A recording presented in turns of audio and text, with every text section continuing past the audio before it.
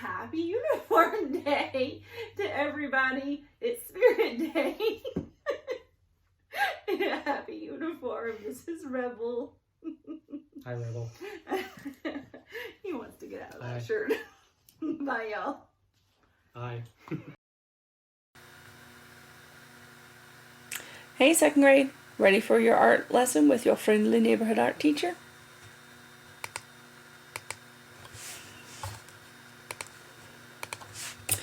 Your expedition this semester has been the secret world of pollinators. Your guiding questions: how can we help each other grow? How do pollinators help plants grow and survive? How do we become researchers and share our learning? And why should people help pollinators to survive? Your learning target today: I can identify simple shapes in a butterfly. I can draw and cut out the outline of a butterfly, and I can completely color in my picture. Before we begin, you're going to need 2 pieces of paper, lined paper or printing paper, still fine, a pencil and eraser, some kind of coloring supplies, crayons, color pencils, or markers, and you will need scissors. Optional, you can use glue or tape for the end. You are going to be drawing big and coloring the whole page. So before we begin, I'm going to introduce a concept to you that's going to be might be weird to understand, but it's going to be what we're using today to make our interesting looking butterfly cutout. This is called positive and negative space in art. Positive space refers to the focus of a picture, while negative space refers to the background. Positive and negative space can be both the black and white picture and the picture on the left that is colored in. But this is a good example of a cutout that has positive and negative space. If you look on the vase on the left, it looks like it's just a nice colored in vase, something that you might be putting flowers into. But the exact same shape, when you take it to the side and you cut out the vase, all of a sudden you can see that there's 2 men's faces looking at each other. That is the negative part of the artwork. It's still the artwork, but it's the negative side. The colored in vase is the positive artwork because you can see it more, and the negative is the background of the art. So what you are going to be working today, not anything quite that complicated. You're going to be making your own colorful butterfly cutout. The first thing that you're going to need to do is get a sheet of paper. It can be this. If you happen to have construction paper that's already black, go for it. I don't, it turns out. I must have left all of it at work. And so I had to take a regular piece of paper and color in all black. That's okay. And the second thing that you're going to work on is coloring some kind of design behind on another sheet of paper. You can do these little kind of color bumps that I did. You've got some stripes that you can work on. You can make the design that you want to have behind it.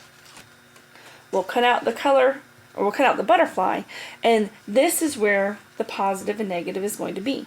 This, the color itself inside of the butterfly, is the positive art. The black outline, the cutout, is the negative part of the art. Positive space, negative space. Positive, negative. Don't worry, I'm not going to test you on it. I just wanted to show you what I meant. So, you've got 2 different examples I can show you here. Here's one that's very colorful, or you can do one that's got stripes, where you're going to be working on a different type of butterfly. You pick and you color what you want your back to be. The front page, the first page, needs to be a dark color, consistent all the way around. You want it to be pretty dark, so it makes a nice contrast against the colors that you color behind. So one page that you're going to be doing is going to be just one solid color.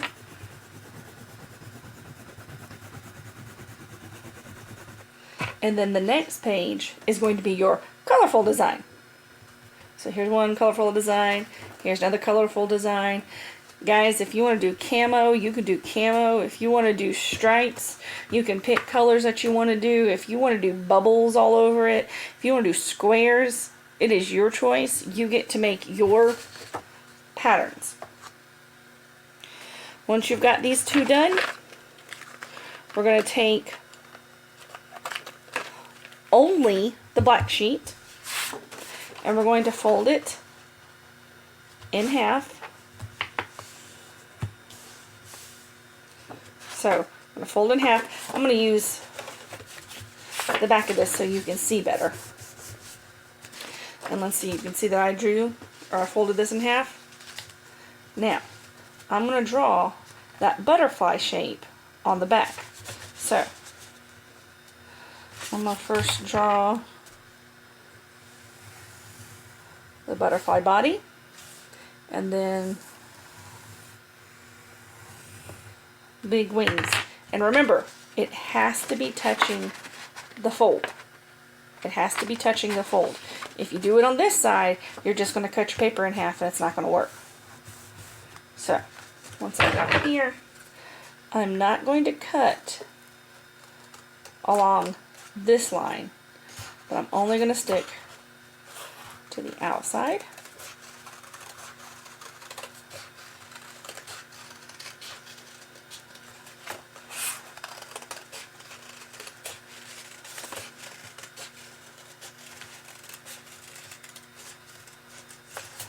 And alright, so once I'm done, I open it up and I've got a new butterfly.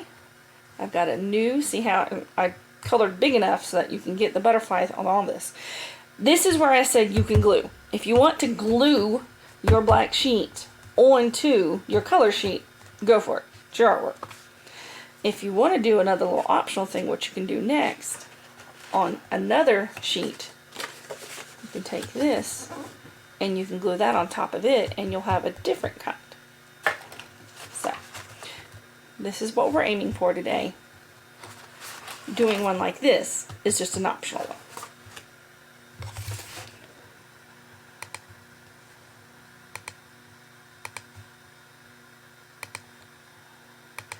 So that's the review of positive and negative space. Your tasks today.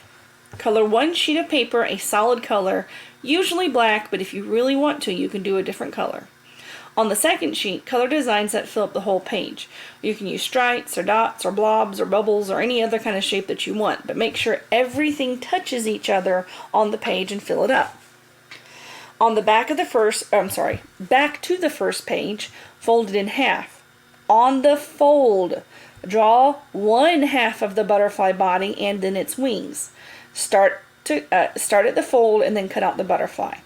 It is optional to glue it down on top of it. That's up to you.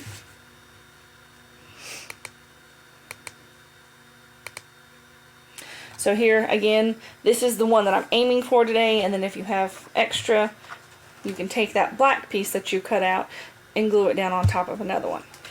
Or you can just work on one. That's your choice. It's another one. See, that's not big enough, but I want you to see how everything is touching each other. You want to fill the whole page. Alright, second grade. I'll see you next time.